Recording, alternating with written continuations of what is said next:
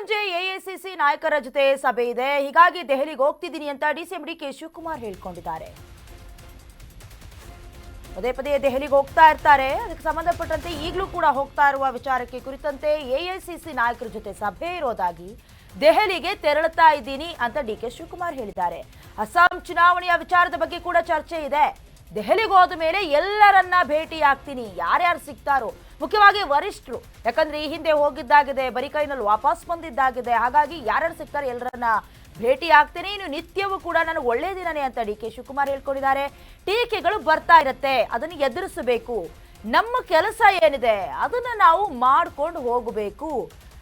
ಹೀಗಾಗಿ ನಾನು ದೆಹಲಿಗೆ ಹೋಗ್ತಾ ಇರೋದು. ದೆಹಲಿಗೆ ತೆರಳುವ ಮುನ್ನ ಡಿಸಿಎಂ ಡಿಕೆ ಶಿವಕುಮಾರ್ ಕೊಟ್ಟಂತ ಹೇಳಿಕೆ.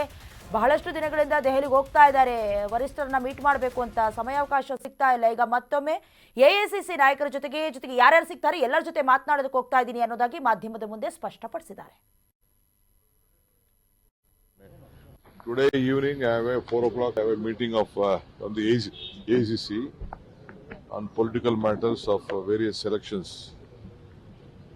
ಎಲೆಕ್ಷನ್ಗೋಸ್ಕರ ನಾನು ಹೋಗ್ತಾ ಇದ್ದೀನಿ. ನನ್ನ ಕರೆದಿದ್ದಾರೆ ACC.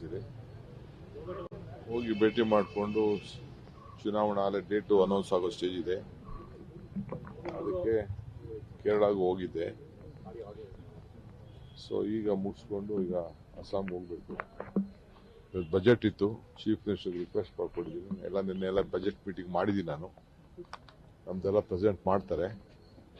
ಆಮೇಲೆ ಮತ್ತೆ ಬಂದು ನಾನು ಅವ್ರ ಹತ್ರ ಮಾತಾಡ್ತೀನಿ. ಹೋದ್ಮೇಲೆ ಎಲ್ಲಾರನ್ನೂ ಭೇಟಿ ಮಾಡೋದೇ ರೀ. ಯಾರು ಸಿಗ್ತಾರೆ ಅವ್ರನ್ನೆಲ್ಲ ಭೇಟಿ ಮಾಡೋದು. ಪಾರ್ಲಿಮೆಂಟ್ ನಡೀತಾ ಇರ್ತದೆ. ಫ್ರೀ ಇದ್ರೆ ಖಂಡಿತ ಭೇಟಿ ಮಾಡೇ ಮಾಡ್ತೀನಿ. ಸೊ ಪ್ರತಿದಿನನೂ ನಂಗೆ ಒಳ್ಳೇದೆ, ಪ್ರತಿದಿನನೂ ಸಂತೋಷನೇ, ಪ್ರತಿದಿನನೂ ಸಂತೋಷದ ದಿನನೇ, ಪ್ರತಿದಿನನೂ ಕಷ್ಟದ ದಿನನೇ. ಯಾವುದು ಏನು ಸುಲಭ ಏನಿಲ್ಲ.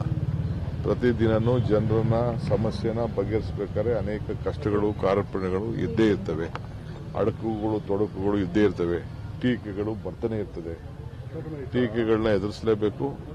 ನಮ್ಮ ಕೆಲಸ ಮುಂದುವರಿಸ. Today evening, I have a 4 o'clock. I have a meeting of from the ACC on political matters of various elections.